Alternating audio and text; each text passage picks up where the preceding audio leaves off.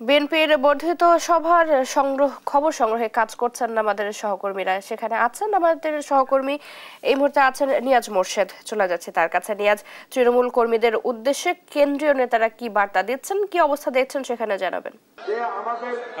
ধন্যবাদ আপনাকে। বিএনপির যে বর্ধিত সভা সেটি কিন্তু ইতিমধ্যে তার আনুষ্ঠানিকতা শুরু হয়ে গেছে এবং সকাল 10টা নাগাদ শুরু হওয়ার কথা থাকলেও তার আগে থেকেই কিন্তু মঞ্চে যারা বক্তা রয়েছেন তারা কিন্তু বক্তব্য দেওয়া শুরু করেছেন। কিছুক্ষণ আগে এই বর্ধিত সভাগুলোকে বিএনপি মহাসচিব মির্জা ফখরুল ইসলাম আলমগীর প্রবেশ করেছেন এবং সেই সাথে বিএনপির যারা স্থায়ী কমিটির সদস্য হাফিজউদ্দিন আহমেদ এবং বাবু গয়েস হোসেন রায় তারাও কিন্তু এখানে এসে প্রবেশ করেছেন এবং তৃণমূলের যারা নেতাকর্মী তারাও কিন্তু ইতিমধ্যে আসতে শুরু করেছেন এবং ইতিমধ্যে অনেকেই কিন্তু আসলে আপনার প্রবেশ করেছেন বর্ধিত সভার যে আপনার স্থান সেখানে। এবং আপনাকে একটু বলে রাখি যে আমরা তৃণমূল নেতাকর্মীদের সাথে আমরা কথা বলেছি, তাদের আসলে প্রত্যাশার জায়গাটা অনেক বড় এবং তারা বলছেন যে আজকের এই বর্ধিত সভাকে কেন্দ্র করে তারা নতুন কোনো বার্তা নিয়ে যাবেন এবং বিএনপির যে ভারপ্রাপ্ত চেয়ারম্যান তারেক রহমান তিনি আসলে নতুন বার্তা দেবেন। সেই নতুন বার্তা দেওয়ার কি বার্তা দিবেন নির্বাচনকে কেন্দ্র করে সেটি আসলে তারা জানবেন এবং সেই অপেক্ষায় তারা আছেন এবং সেই সাথে নিজেদের যে আসলে প্রত্যাশার জায়গা, নিজেদের যে চাওয়ার জায়গাটা সেটি কিন্তু আসলে তারা আপনার চাইবেন এবং তারা কথা বলবেন। আমরা একটু কথা বলবো বিএনপির একজন নেতার সাথে। আজকে এই বর্ধিত সভাকে কেন্দ্র করে আপনাদের আসলে চাওয়া পাওয়ার জায়গাটা যদি বলেন কি প্রত্যাশা? ধন্যবাদ আপনাকে এবং আপনার দেশবাসীকে। আপনারা জানেন, দেখুন আপনারা জানেন গত 97 সালে বর্ধিত সভা হয়েছিল, এরপরে আর কোনো বর্ধিত সভা হয়নি। আমাদের নির্বাহী কমিটির সভা হয়েছিল, কিন্তু এই বর্ধিত সভা থেকে একটি ফ্যাসিবাদ শেখ হাসিনার যে মানে চরম আন্দোলনের মুখে সে বাধ্য হয়েছে দেশ ছাড়তে। সেই জন্য আমাদের অসংখ্য নেতাকর্মীরা হত্যা, গুম, অসংখ্য মামলা দেওয়া হয়েছে। সেই জন্য আজকে মাঠ কর্মীরা এখানে বক্তব্য দেবে এবং তাদের বক্তব্যকে বিশ্লেষণ করে সামনে কিভাবে দলকে সামনে এগিয়ে নেওয়া যায় সেই সিদ্ধান্ত নেবেন আমাদের পার্টির হাইকমান্ড, পার্টি নীতি নির্ধারণ। আমরা মনে করি অবিলম্বে জাতীয় নির্বাচন তারিখ ঘোষণা করা উচিত এবং তাহলে বাংলাদেশে যে সমস্যাগুলো যে আছে, দ্রব্যমূল্য, যানজট নিরসন সবকিছু ইনশাআল্লাহ খুবই দ্রুতগতিতে সম্ভব হয়ে যাবে। তাই এই সরকারের কাছে আমাদের আবেদন, অবিলম্বে আপনার নির্বাচনের তারিখ ঘোষণা করুন। ধন্যবাদ। যেমনটি শুনছিলেন আসলে সবাই কিন্তু তাদের একটাই প্রত্যাশা যে তারা কিন্তু এখান থেকে পার্টির হাইকমান্ড যে নির্দেশনা দেবেন সেই নির্দেশনা নিয়েই তারা তৃণমূলে ফিরে যাবেন এবং বিএনপিকে আরো শক্তিশালী করবেন। সেই সাথে নির্বাচনের যে প্রস্তুতি আছে সেই নির্বাচনের প্রস্তুতি তারা আপনারা নেবেন এবং সেই সাথে প্রয়োজনীয় সংস্কার শেষে বিএনপির পক্ষ থেকে যেটা বারবারই বলা হয় প্রয়োজনীয় সংস্কার দ্রুত নির্বাচন দেওয়ার দাবি, সেটি বিষয়ে আসলে তারা আসলে কাজ করবেন এমনটাই আসলে তারা প্রত্যাশা করছেন। সংসদ ভবন থেকে এই ছিল আমার কাছে সর্বশেষ। নিয়াজ, ধন্যবাদ আপনাকে। আমাদের সাথে আরো যুক্ত আছেন আমাদের আরো একজন সহকর্মী সাইফুল রিপন, কথা বলবো তার সাথে। সাইফুল, আপনি যে প্রান্তে রয়েছেন সেখানকার পরিস্থিতি কেমন দেখছেন এবং তৃণমূল কর্মীদের উদ্দেশ্যে কেন্দ্রীয় নেতারা কোনো বার্তা দিচ্ছেন কিনা জানাবেন। আমি ঠিক এই মুহূর্তে এই সভাস্থলে রয়েছে এবং সভাস্থলে ইতিমধ্যেই সারা বাংলাদেশ থেকে বিভিন্ন স্তরের যারা আমন্ত্রিত অতিথিরা রয়েছেন ইতিমধ্যে এসে তারা এই সভাস্থলে তাদের আসন গ্রহণ করেছেন। আজকে এই বর্ধিত সভার মূল স্লোগান সুদৃঢ় ঐক্যই রুখে দিতে পারে সকল ষড়যন্ত্র।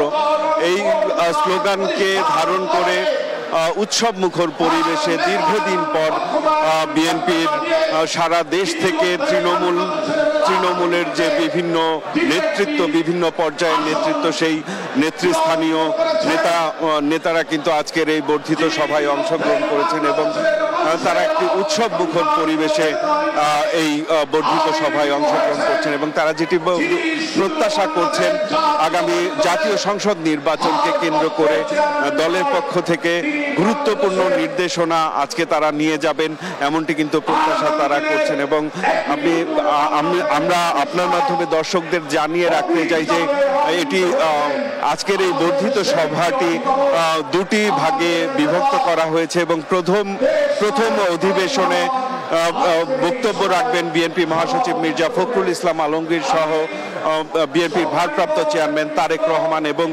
দ্বিতীয় অধিবেশনে বিএনপির ভারপ্রাপ্ত চেয়ারম্যান তারেক রহমান সারা দেশ থেকে যে তৃণমূলের নেতারা এসেছেন তাদের মাঠ পর্যায়ের অভিজ্ঞতা এবং বিগত আন্দোলন সংগ্রামের যে অভিজ্ঞতা সেই বিষয়গুলো নিয়ে জানবেন এবং সামনের দিনগুলোতে করণীয় ঠিক করতে তৃণমূল থেকে কি ধরনের সুপারিশ তুলে ধরা হয়, সেই সুপারিশগুলো কিন্তু আজকে বিএনপির ভারপ্রাপ্ত চেয়ারম্যান তারেক রহমান শুনবেন। পাশাপাশি তৃণমূলের কোনো প্রশ্ন থাকলে তার সরাসরি জবাব দিবেন বিএনপির ভারপ্রাপ্ত চেয়ারম্যান তারেক রহমান। এবং নির্ধারিত সময় 10টায় শুরু হওয়ার কথা থাকলেও অতিথিরা পুরোপুরি সুবিন্যস্তভাবে এবং সুশৃঙ্খলভাবে বসে যাওয়ার পরপরই এই সভার কার্যক্রম কিছুক্ষণের মধ্যেই শুরু হবে এবং ইতিমধ্যেই সভার শুরু হওয়ার যে সামগ্রিক প্রস্তুতি সেটি কিন্তু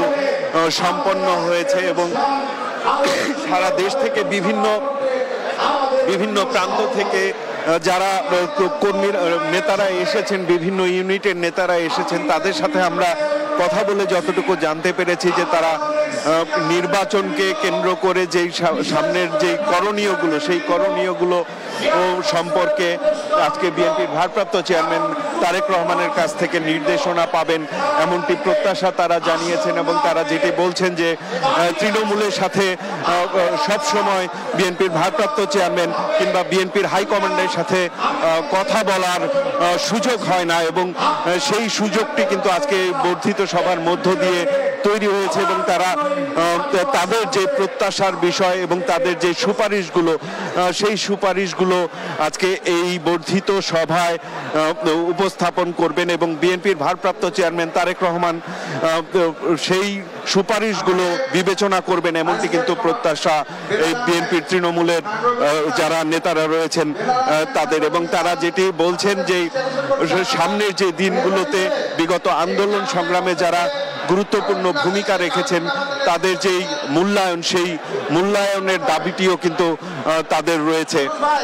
তো সামগ্রিকভাবে ইতিমধ্যেই কিন্তু বর্ধিত সভার সামগ্রিক প্রস্তুতি শেষ হয়েছে এবং সারা দেশ থেকে নেতারা, তৃণমূলের নেতা সহ দলের শীর্ষ নেতারাও ইতিমধ্যে এই বর্ধিত সভাস্থলে এসেছেন এবং কিছুক্ষণের মধ্যেই আনুষ্ঠানিকভাবে শুরু হবে আজকের এই 2025 সালের যেই সুদৃঢ় ঐক্যই রুখে দিতে পারে সকল ষড়যন্ত্র স্লোগানকে ধারণ করে 2025 সালের এই বর্ধিত সভা।